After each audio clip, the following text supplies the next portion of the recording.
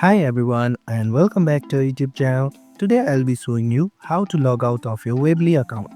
Whether you're on shared computer or just want to ensure your account security, logging out is quick and easy process. So let's dive in. First of all, open the web browser on your mobile device and go to Weebly's official website, that is www.weebly.com. From there, make sure that you are logged into your account, and once you are logged into your account, you will be landing on the dashboard of your account. From there, click on the profile icon, which is generally located at the bottom right corner of the screen.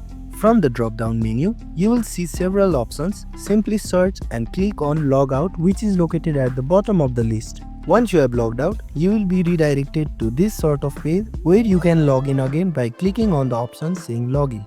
And there you have it. Logging out of Weebly is simple as that.